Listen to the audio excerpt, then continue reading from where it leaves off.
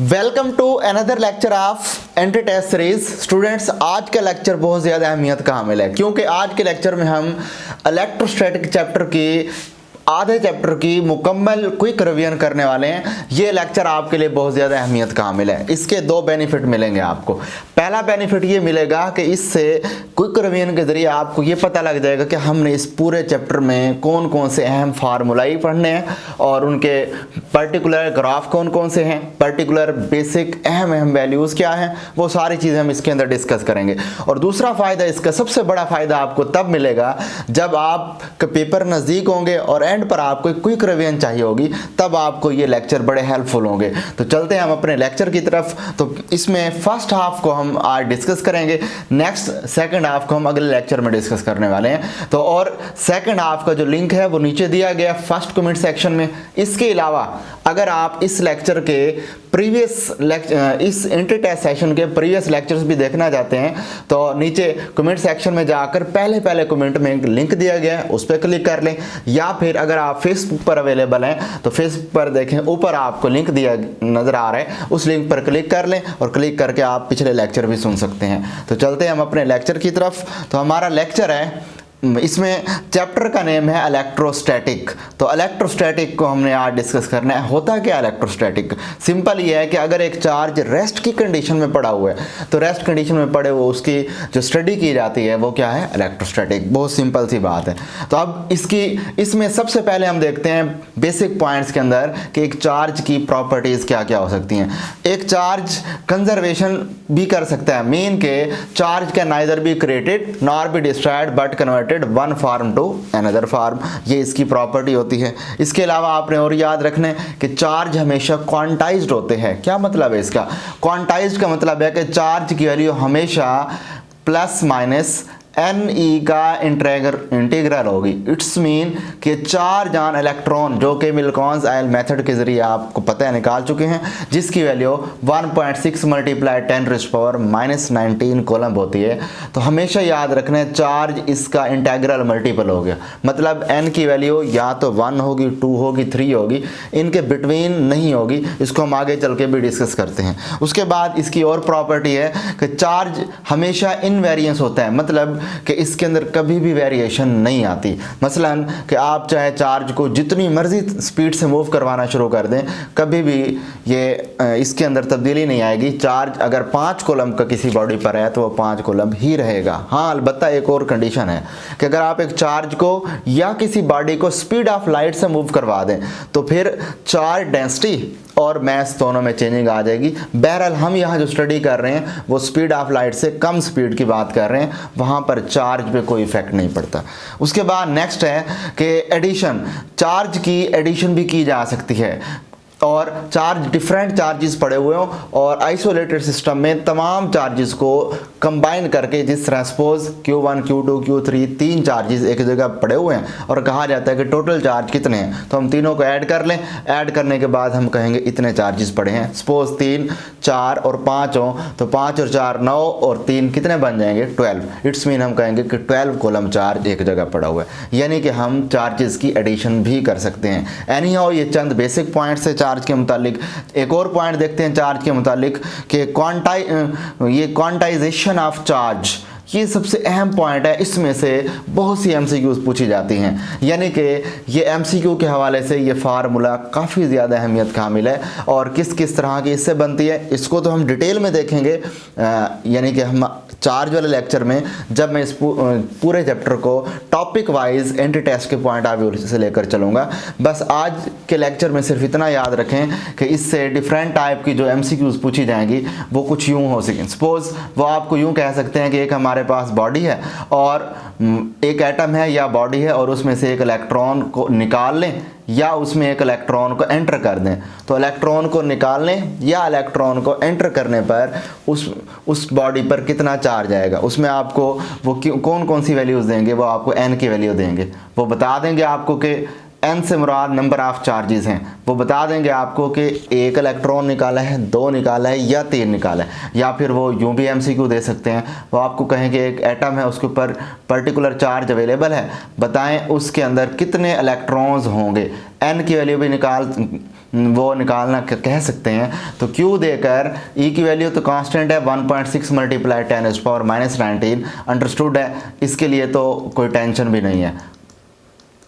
और Q की value आपको देकर n वो पूछ सकते हैं। एनी हाउ इस तरह की डिफरेंट MCQs पूछी जाती हैं, तो इसको हम डिटेल के अंदर देखेंगे। फिलहाल ये याद रखें कि इससे रिलेटेड MCQs बन सकती हैं। उसकी डिटेल देखने के लिए आपको अभी 2-3 लेक्चर्स वेट करना होगा, उसके बाद मैं आपको इसके डिटेल में इस टॉपिक से मुतालिक जितनी भी MCQs बनती होंगी वो बताऊंगा। नेक्स्ट उसके बाद है कि इसी चार्ज की कौन कौन सी यूनिट क्या होते हैं, SI यूनिट, बेस यूनिट और उसकी डायमेंशन क्या है। चार्ज का SI यूनिट तो कूलम्ब है और बेस यूनिट एम्पेयर सेकंड है। वो इस तरह I=Q/T, Q=IT और I हमारे पास है एम्पेयर और टाइम एम्पेयर सेकंड मिल जाएगा। और इनकी डायमेंशन ML नहीं होते, इट्स मीन बाकी 2 बच गए हैं। एम्पेयर A की डायमेंशन A आ गई और सेकंड की डायमेंशन टाइम आ गई। नेक्स्ट चलते हैं हम। उसके बाद है कूलम्ब्स लॉ, सबसे अहम अहमियत का हामिल है और ये MD कैट के हवाले से और E कैट के हवाले से भी बड़ा अहम टॉपिक है। तो इस टॉपिक में हम देखते हैं कि Coulomb law is also known as action at a distance law, यानी कि किसी भी डिस्टेंस पर एक्शन होने वाला लॉ भी कहलाया जा सकते हैं। इसका एक दूसरा नाम भी अक्सर कहा जाता है। अच्छा, इसमें होता क्या है, इसमें 2 चार्जेस होते हैं Q1 Q2 और उन पर जो फोर्सेस लग रही हैं वो F12 और F21 अवेलेबल हैं। F12 से मुराद ये कि कि चार्ज 1 पर Q2 की वजह से लगने वाली फोर्स, और F21 से मुराद चार्ज Q2 पर Q1 की वजह से लगने वाली फोर्स जो कि r डिस्टेंस पर पड़े हुए हैं।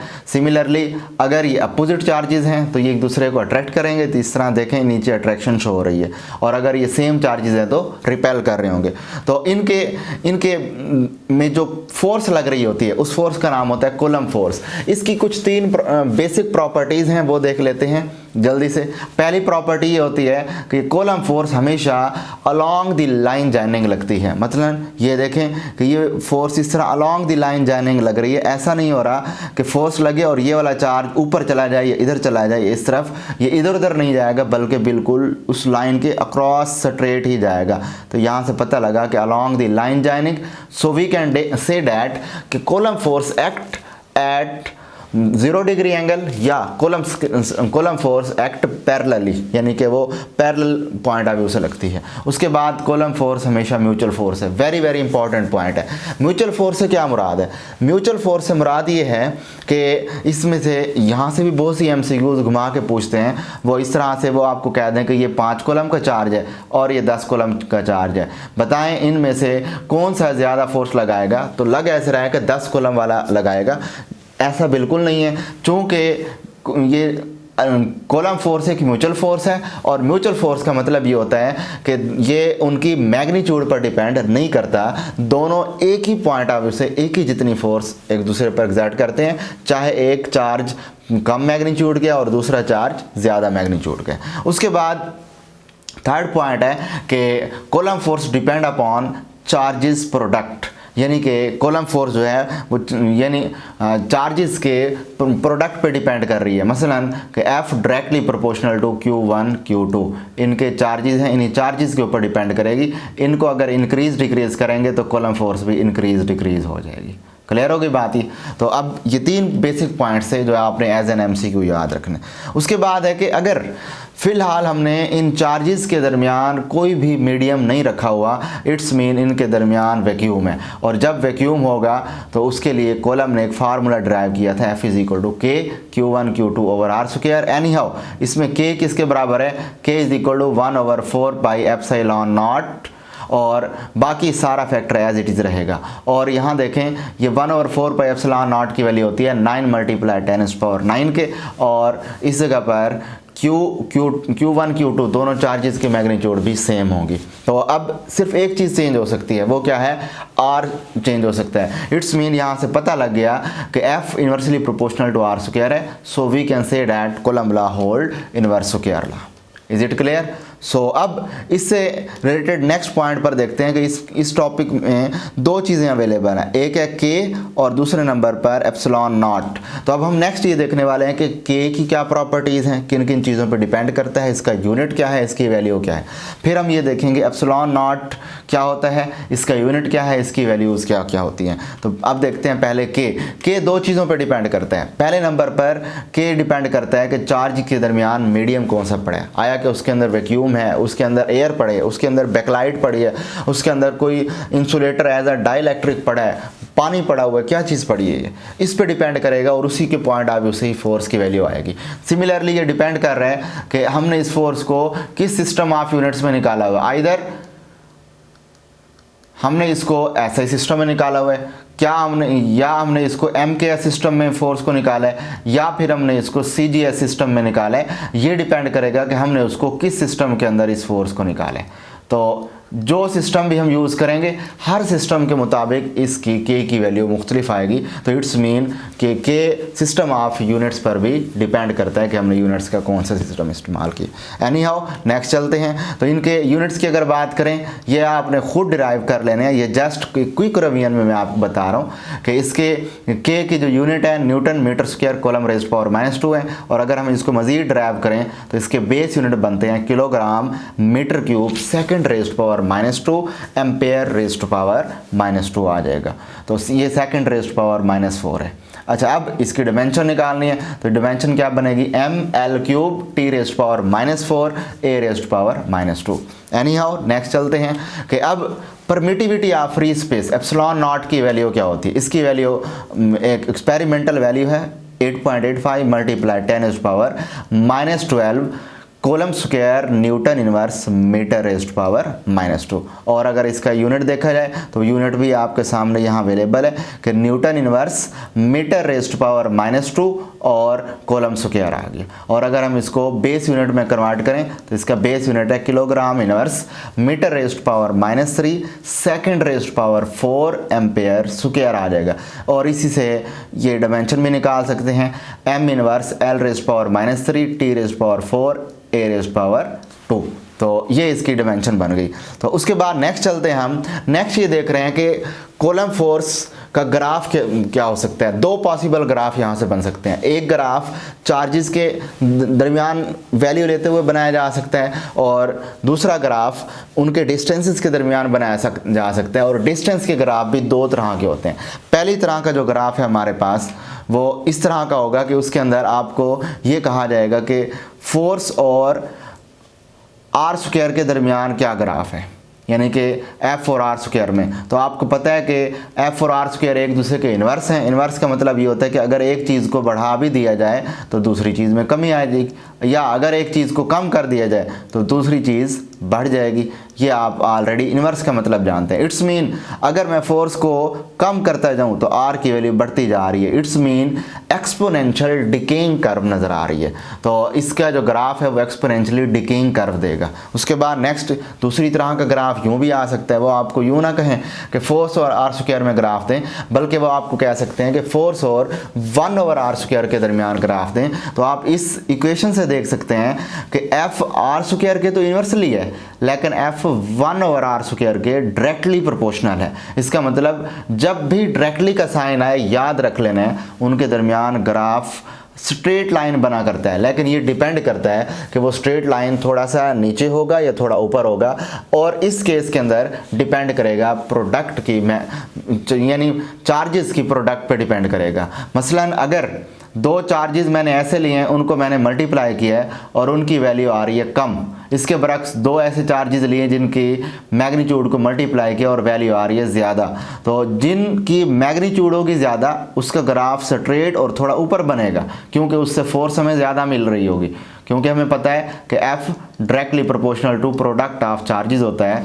तो ये Q1 और Q2 प्रोडक्ट के ये डायरेक्टली है। तो हम यहाँ से कह सकते हैं कि ज़्यादा चार्जेस की प्रोडक्ट वाला ऊपर ग्राफ बनेगा और कम वाला नीचे बनेगा।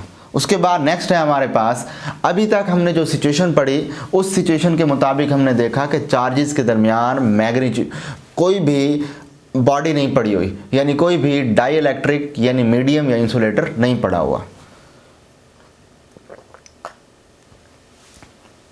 लेकिन अब हम इसके दरमियान एक मीडियम रख देते हैं। सपोज ये देखें, एक दो चार्जेस हैं और इन चार्जेस के दरमियान मीडियम रखा हुआ है और ये r डिस्टेंस के ऊपर पड़े हुए हैं।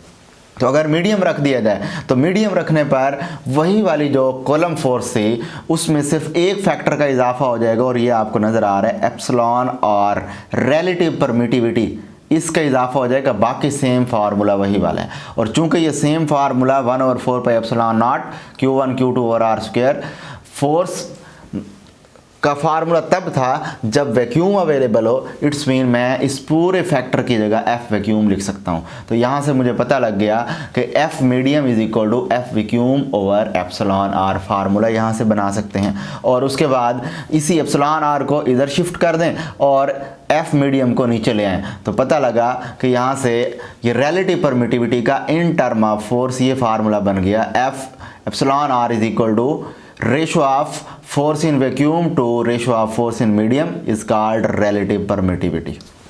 क्लियर हो गई बात ये? तो ये है जी हमारे पास यानी कि एक फार्मूला जिसके ज़रिए हम ये समझ सकते हैं कि किस तरह हम एप्सिलॉन R को in the term of relative permittivity find out कर सकते हैं। अब इससे रिलेटेड MCQ पूछी जाती हैं। वो MCQ ये होती हैं कि वो आपको एप्सिलॉन R और इसकी वैक्यूम की वैल्यू दे देगा। वो कहेगा वैक्यूम में वैल्यू सपोज 20 न्यूटन है और एप्सिलॉन R की वैल्यू भी दे देगा। कहेगा F मीडियम निकाल के दें, जस्ट आपने इनको डिवाइड करने F मीडियम मिल जाएगा। या फिर वो आपको F मीडियम और F वैक्यूम दोनों दे दे और वो आपको कहे कि एप्सिलॉन R फाइंड आउट करके दें, तब भी आप निकाल सकते हैं।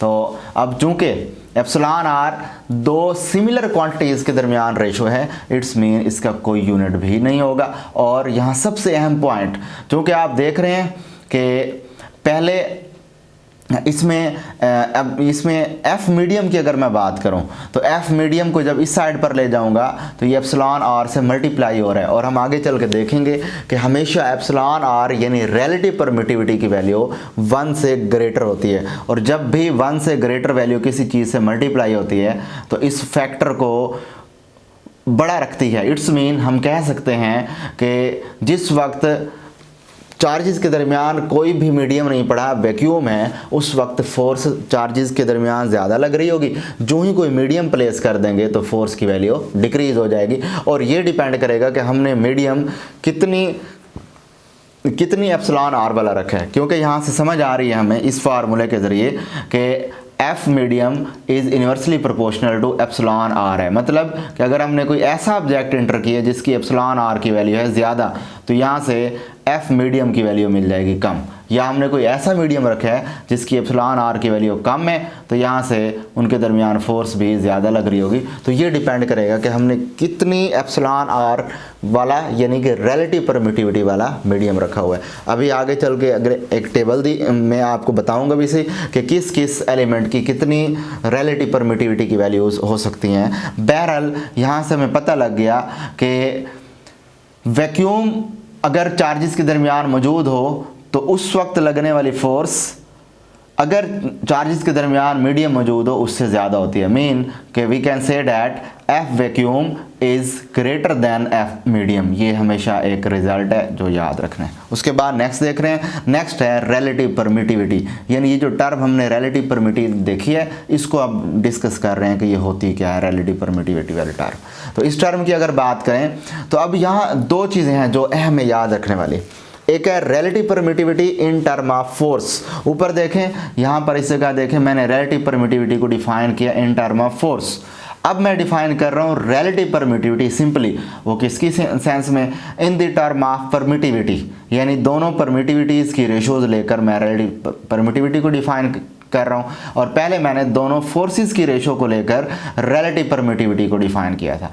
फोर्सेस के केस में force in vacuum to force in medium की रेशो थी, जबकि इनमें आप देखें तो उसके उलट है। मतलब कि एप्सिलॉन मीडियम टू यानी कि epsilon medium to epsilon vacuum की जो रेशो लें तो वो रिलेटिव परमिटिविटी मिलती है। इसकी सिंपल सी लॉजिक ये है, चूँकि F और एप्सिलॉन R एक दूसरे के हैं अपोजिट, तो इट्स मीन यहाँ से हम कह सकते हैं कि जो रिलेशन एप्सिलॉन R का in the term of force है उसके अपोजिट रिलेशन एप्सिलॉन R का रिलेटिव इसकी परमिटिविटी की शेप में हमें मिलेगा। यानी कि यहाँ से हम डिफाइन कर सकते हैं कि relative permittivity in term of permittivity यूँ डिफाइन की जाएगी, the ratio of permittivity of medium to the permittivity of vacuum is called relative permittivity, जबकि वहाँ था F vacuum to F medium.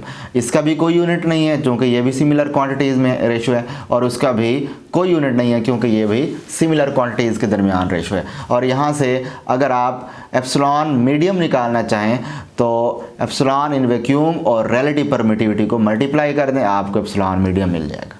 Clear बात ये। अच्छा, उसके बाद नेक्स्ट, इस फार्मूले को कूलम्ब लॉ को थोड़ा सा और अंदाज में भी पूछा जा सकता है, और वो उनका अंदाज़ क्या हो सकता है? उनका अंदाज़ ये हो सकता है कि कूलम्ब लॉ को इन टर्म ऑफ फोर्स और डिस्प्लेसमेंट पूछा जा सकता है। वो आपको कहें कि दो बॉडीज़ हैं, दो चार्जेस पड़े हुए हैं जिनकी फोर्सेस की रेशो F1 और F2 आपको बता दें।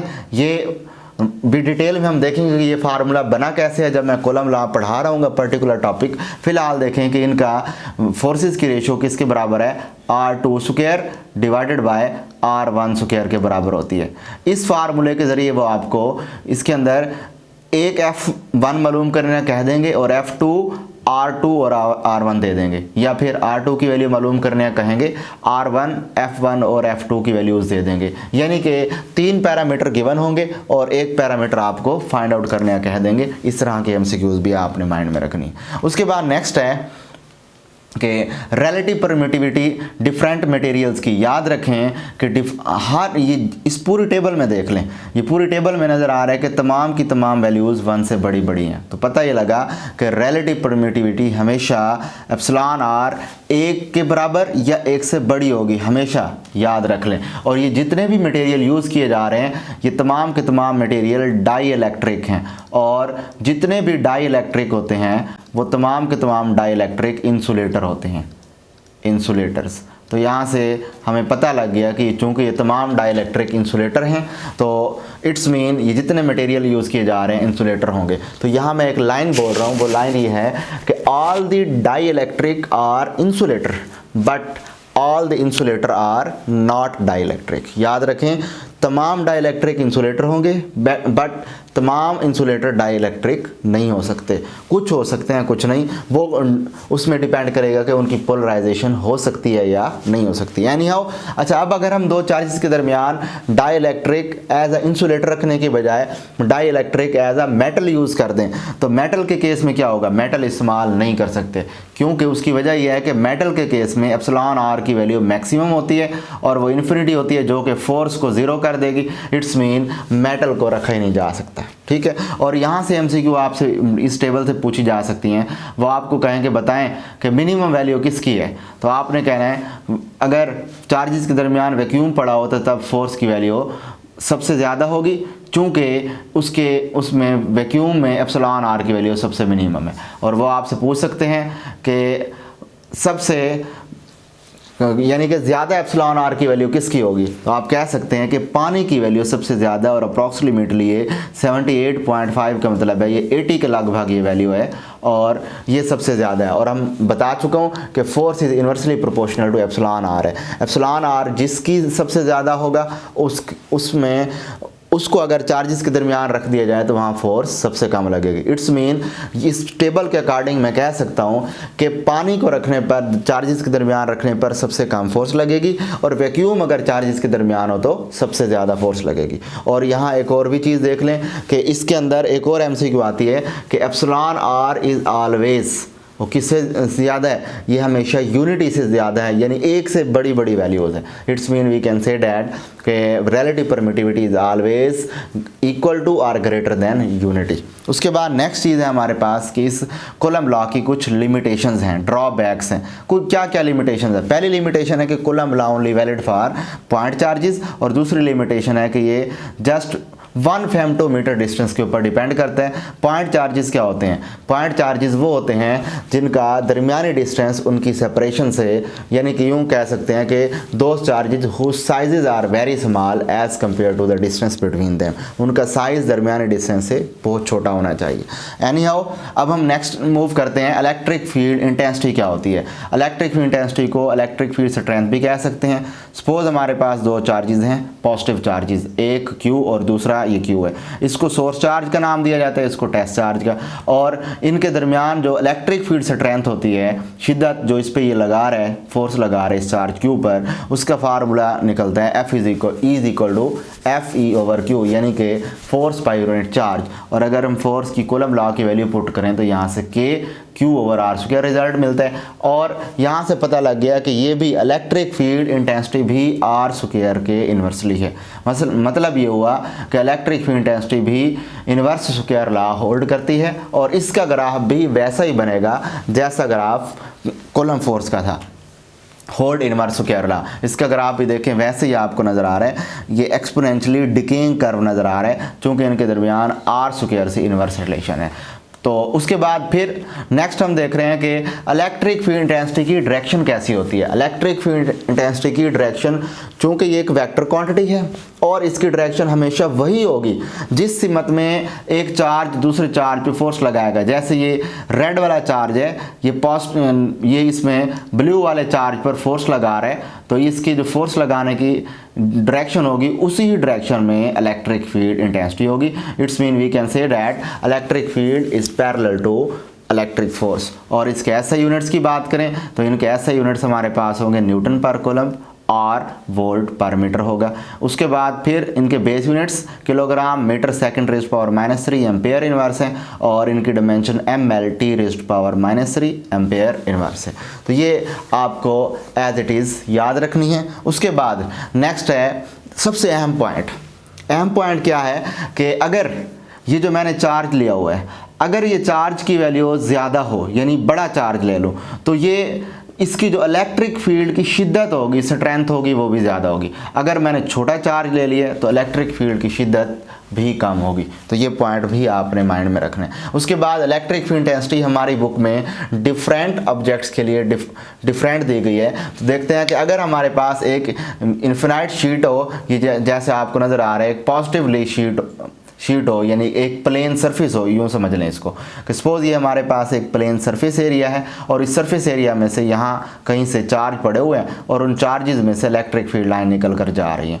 तो ये जो इलेक्ट्रिक फील्ड लाइन यहाँ से निकल के जा रही है, इसका फार्मूला इलेक्ट्रिक फ्लक्स से हम निकाल सकते हैं, E = φE/A। सिमिलरली एक और सिचुएशन में भी इसका फार्मूला आपने माइंड में रखना है कि अगर एक चार्ज ड्रॉपलेट है, उसको इक्विलिब्रियम की कंडीशन में लाना है, यानी इलेक्ट्रिक फोर्स और ग्रेविटेशनल फोर्स को बराबर करना है, तब जो इलेक्ट्रिक फील्ड का फार्मूला लगाएंगे वो क्या होगा, E = mg/q। और सिमिलरली आपने ये भी याद रखना है कि जब आपके पास एक पैरेलल प्लेट कैपेसिटर मौजूद हो, और इनके दरमियान पोटेंशियल डिफरेंस डेल्टा V हो, और ये इन प्लेटों के दरमियान जो डिस्टेंस हो वो d हो, तब इनके दरमियान जो इलेक्ट्रिक फील्ड निकालना हो उसका फार्मूला होगा E = ΔV/d। यानी इसको हम कह सकते हैं कि negative of potential gradient, ΔV/d is also known as potential gradient. तो ये फार्मूला भी हम एज अ इलेक्ट्रिक फील्ड इस्तेमाल कर सकते हैं। तो ये तमाम इलेक्ट्रिक फील्ड के फार्मूले आपको फिंगर टिप्स पे आने चाहिए।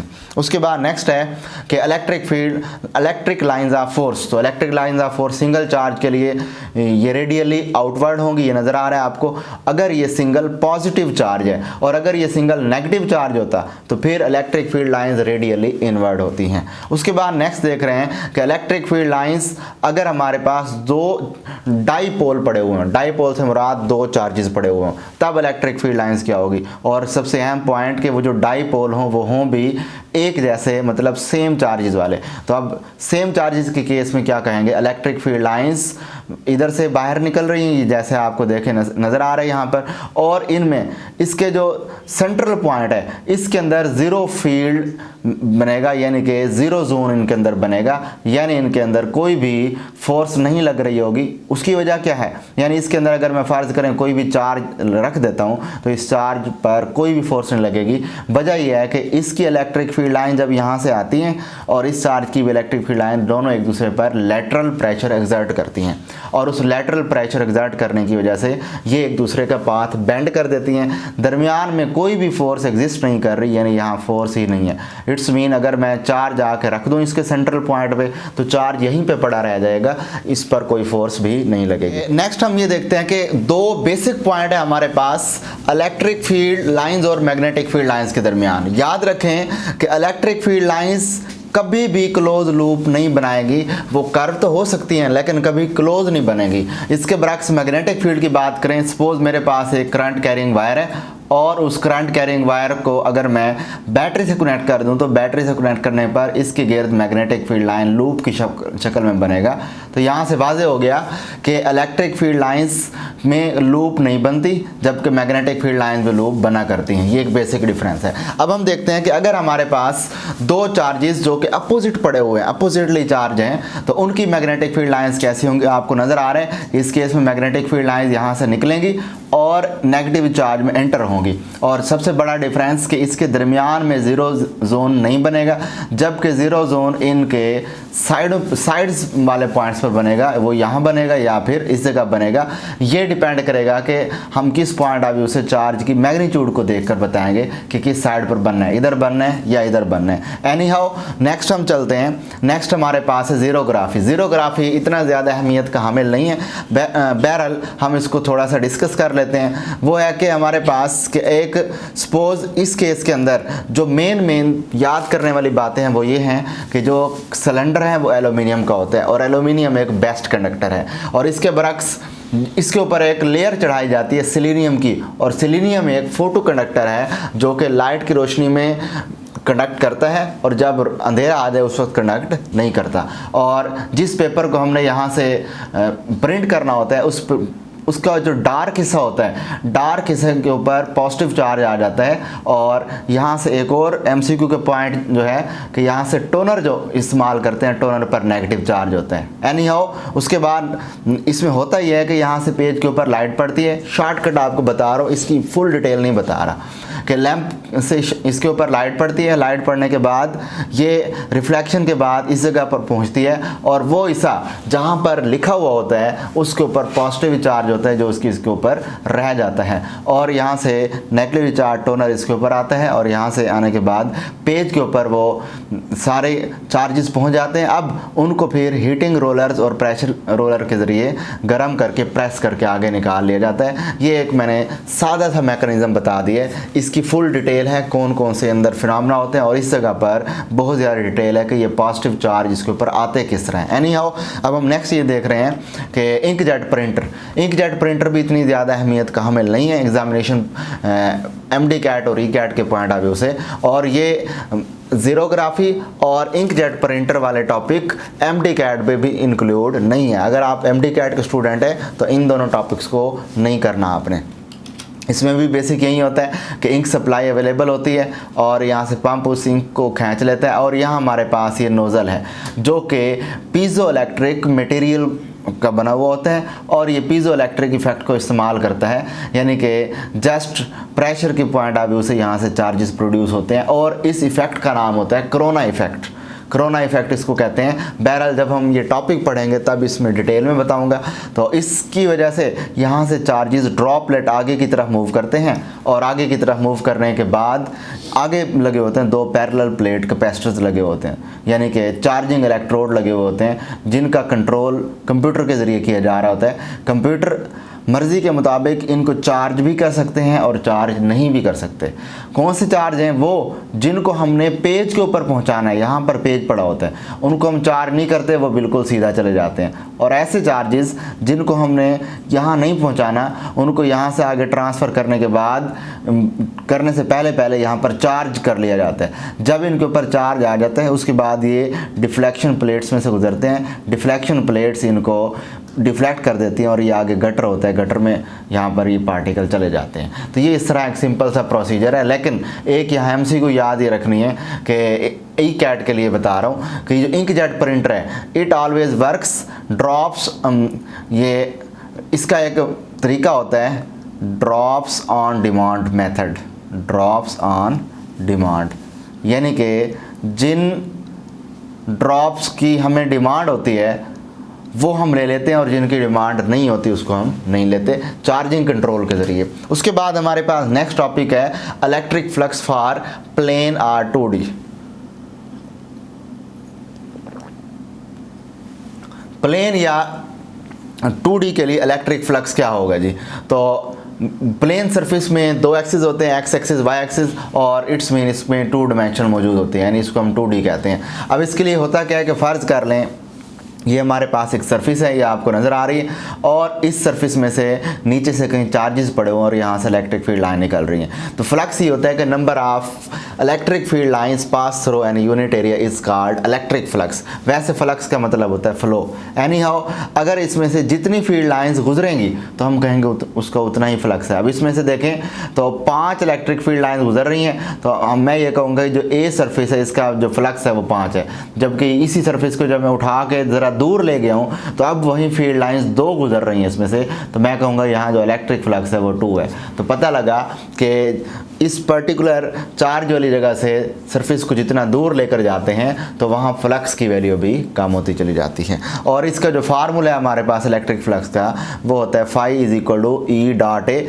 ई से मुराद electric field lines, electric field यानी इलेक्ट्रिक फील्ड इंटेंसिटी, और ए से मुराद वेक्टर एरिया होता है। याद रखना है यहाँ पर 2 किस्म के किसी बॉडी के एरियाज होते हैं, एक होता है सरफेस एरिया, सरफेस एरिया होता है लेंथ और विड्थ जिसको प्लेन एरिया भी कहते हैं, और दूसरा होता है हमारे पास वेक्टर एरिया जो कि उस प्लेन के परपेंडिकुलर होता है, यानी जिसको नॉर्मल भी हम कहते हैं, और ये इससे 90 डिग्री का एंगल बनाया जाता है। इसे कहा जाता है वेक्टर एरिया, या it is also called as area vector. तो यहाँ अगर हम इसको मैग्नीट्यूड की शेप में लिखें तो ई ए कॉस थीटा आता है, and theta is the angle between electric field intensity and vector area. ये वेक्टर एरिया यानी एरिया वेक्टर के दरमियान है, प्लेन के दरमियान नहीं है, याद रखें।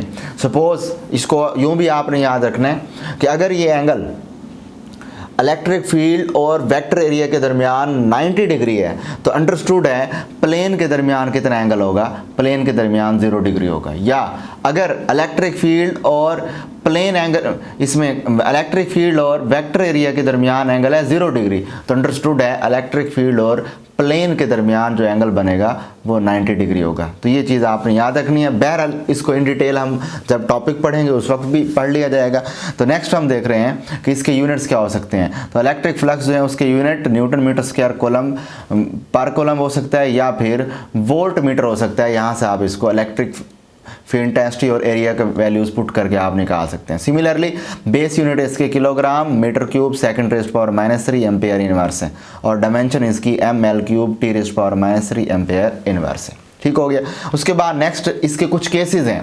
पहला केस है हमारे पास कि जब इलेक्ट्रिक फील्ड इंटेंसिटी और वेक्टर एरिया दोनों एक दूसरे के पैरेलल हों तो 0 डिग्री एंगल है, और cos 0 डिग्री पर 1 होता है। इसका मतलब यहाँ पर जो फ्लक्स होगा हमारे पास इलेक्ट्रिक फ्लक्स वो मैक्सिमम मिलेगा, यानी मैक्सिमम फ्लक्स से मुराद क्या है, ई ए के बराबर होगा। ई ए आ गया, ठीक हो गया। तो उसके बाद नेक्स्ट हम देख रहे हैं दूसरा केस कि अगर हमारे पास ऐसी सिचुएशन हो कि इसमें जिस वक्त इस अंदाज में पड़ा हो कि इलेक्ट्रिक फील्ड लाइंस इस तरफ है जबकि जो वेक्टर एरिया है देखें ये ऊपर की तरफ जा रहा है, तो इसके दरमियान एंगल कितना बन रहा है, 90 डिग्री एंगल बन रहा है। और जिस वक्त एंगल 90 डिग्री हो तो कॉज 90 डिग्री पर 0 होता है। इसका मतलब यहाँ जो फ्लक्स होगा फाई ई, वो फाई फ्लक्स यहाँ पर 0 हो जाएगा। फाई इज इक्वल टू 0 मिल गया। 0 से मुराद ये है कि यहाँ पर मिनिमम भी इसको कहा जा सकता है। उसके बाद थर्ड नंबर पर है कि अगर फ़र्ज़ कर लें कि ये हमारे पास सरफेस एरिया है, सरफेस एरिया से वेक्टर एरिया ऊपर की तरफ, जबकि इलेक्ट्रिक फील्ड लाइंस इधर जा रही हैं, तो इनके दरमियान अगर कोई पर्टिकुलर एंगल बन रहा हो तो जिस वक्त एंगल बन रहा होगा तो उस एंगल बनने के वक्त जो हम फार्मूला लगाएंगे वो वहीं प्रीवियस वाला फार्मूला होगा, electric flux is equal to E A cos theta. ये वाला फार्मूला यूज़ करना पड़ेगा, कॉस फैक्टर भी साथ लग जाएगा। ठीक है। इससे रिलेटेड भी बहुत सी एमसीक्यूज बनती हैं। कहा जाता है मैक्सिमम फ्लक्स निकाल के दें, मिनिमम फ्लक्स निकाल के दें, एंगल निकालने का कहा जा सकता है। वो हम डिटेल में जब इसको पर्टिकुलर इसी टॉपिक को पढ़ रहे होंगे तब हम देखेंगे।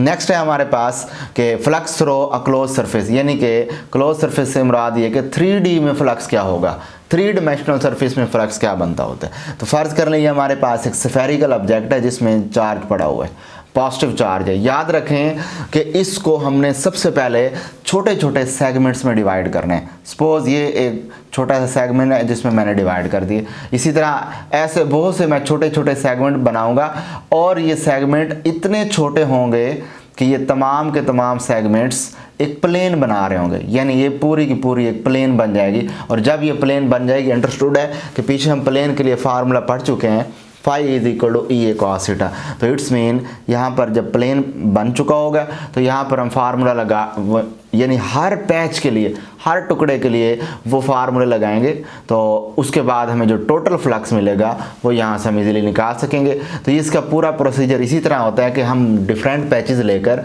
तमाम पैचेस पर फ्लक्स की वैल्यूज लेते हैं। सपोज 10 पैचेस हैं, 10 टुकड़े की हैं, तो 10 मरतबा फ्लक्स का फार्मूला लगा के हम टोटल फ्लक्स निकालते हैं। एनी हाउ, जो इसके अंदर जो मेन चीज़ है वो ये होनी चाहिए कि इसके अंदर जो चार्ज से निकलने वाली इलेक्ट्रिक फील्ड लाइंस हैं वो, और इस दौरान जो ये हम पैच लेंगे इनके दरमियान एंगल 0 डिग्री होना चाहिए। और यहाँ एमसीक्यू आती है कि यहाँ से जो सरफेस लें वो फ्लैट सरफेस होनी चाहिए। याद रखें कि इसमें फ्लक्स रो क्लोज सरफेस में जो पैचेस लेने चाहिए वो फ्लैट होने चाहिए। और इससे जो फार्मूला बनता है phi is equal to Q, जो अंदर यहाँ पड़ा हुआ है सोर्स चार्ज, जिसको हम कह सकते हैं, डिवाइडेड बाय एप्सिलॉन नॉट, यानी मीडियम पर डिपेंड कर रहा है। तो ये जो इलेक्ट्रिक फ्लक्स है ये 2 फैक्टर पर डिपेंड कर रहा है। पहले नंबर पर चार्ज इनक्लोज्ड और दूसरे नंबर पर मीडियम पर। तो पहले ये इंडिपेंडेंट है शेप या ज्योमेट्री से, यानी कि इससे हमें कोई कंसर्न नहीं है कि आप इस तरह एक क्लोज सर्कल की शेप ले लें, आप इस तरह एक मैंगो लाइक शेप ले लें, आप इस तरह स्फीयर लाइक शेप ले लें, जैसी मर्जी शेप ले लें। फ़र्ज़ कर लें कि एक डायग्राम आपको नज़र आ रही है, इसमें ये मैंने एक स्फीयर लिया हुआ है, इसको इसमें से देखें कितनी फील्ड लाइन गुजर रही है, 1 2 3 4 5 6 7, तकरीबन 7 लाइंस गुजर रही हैं। जबकि इसी को फिर हमने एक मैंगो लाइक स्ट्रक्चर में शेप में रख दिया और इसमें से भी देखें पूरी 7 के 7 फील्ड लाइंस गुजर रही हैं। तो यहाँ से पता लग गया कि इलेक्ट्रिक फ्लक्स शेप पर या ज्योमेट्री पर डिपेंड नहीं करता, चूँकि दोनों की शेप और ज्योमेट्री मुख्तलिफ है, लेकिन दोनों का फ्लक्स एक ही जितना है। तो दोनों के फ्लक्स सेम होने से पता लग गया कि flux is independent of shape of geometry, but it depend upon 2 factor. कौन कौन से? एक तो देखें कि phi E depend upon Q, and second one phi E depend upon epsilon naught. So dependency 2 चीज़ों पर है, एक मीडियम यानी एप्सिलॉन नॉट पर, हमने किस मीडियम का मटेरियल बनाया, आया कि हमने ये कोई यानी कॉपर का लिया हुआ है या कोई भी किसी किस्म का मीडियम लिया हुआ है, तो वो मीडियम किस चीज़ का बना हुआ है, एक तो इस पर डिपेंड करेगा, दूसरा अंदर चार्ज की वैल्यू कितनी पड़ी हुई है, क्यू पर डिपेंड करेगा। ये 2 फैक्टर ऐसे हैं जिनके ऊपर इसकी डिपेंडेंसी होती है। उसके बाद नेक्स्ट हम देख रहे हैं गॉसेस लॉ। गॉसेस लॉ क्या कहता है? गॉसेस लॉ ये कहता है कि अगर गॉसेस लॉ ने कोलम्ब लॉ और प्रीवियस वाले जितने केसेस हैं उनसे ज़रा आसान फॉर्म दे दिए।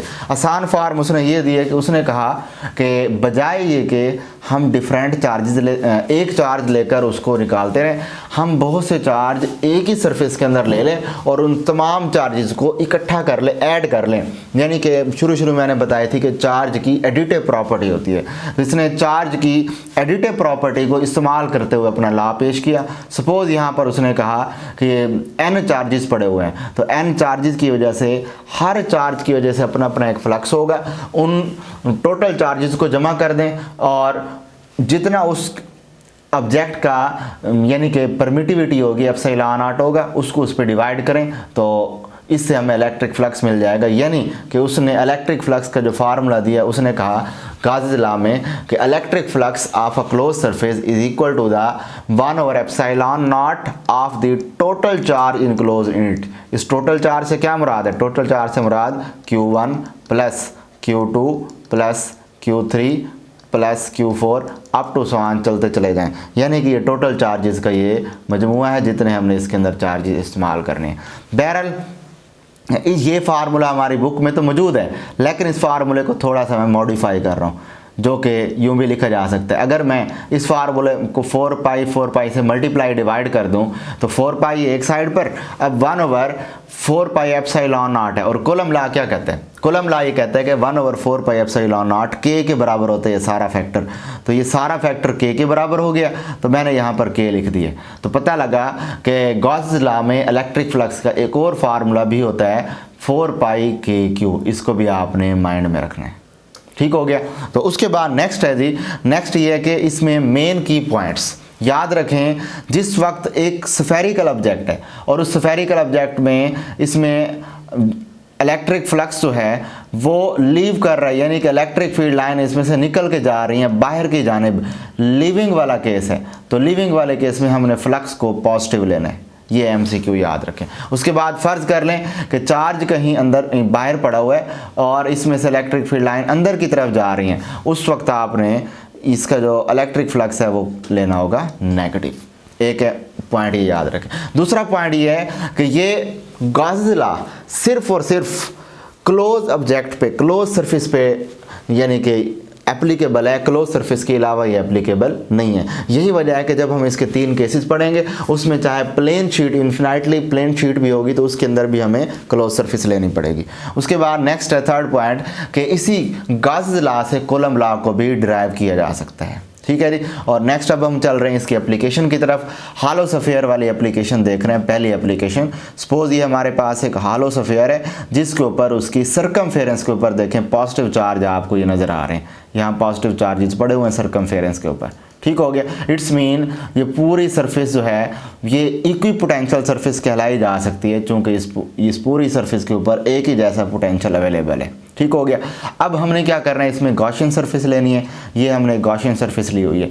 यहाँ से हमें क्या पता लग रहा है कि चूँकि ये इलेक्ट्रिक फील्ड लाइंस इसके अंदर एंटर ही नहीं हो रही, चूँकि अंदर चार्ज ही नहीं पड़ा, ना ही यहाँ से बाहर निकल रही हैं और ना ही यहाँ से एंटर हो रही हैं, तो पता लग गया कि इलेक्ट्रिक फील्ड इसके हालो स्फीयर के अंदर क्या होगा, सिफर होगा, पहला पॉइंट। दूसरा पॉइंट कि इक्वी पोटेंशियल सरफेस चूँकि यहाँ अवेलेबल है, मैंने अभी आपको बताया कि यहाँ ये इक्वी पोटेंशियल सरफेस है इसकी सरकमफेरेंस के ऊपर, तो इसका मतलब इसके ऊपर सेम पोटेंशियल है, यानी टोटल यहाँ पर जो पोटेंशियल होगा इस जगह भी वही पोटेंशियल, इस जगह भी पोटेंशियल सेम, इस जगह पोटेंशियल सेम।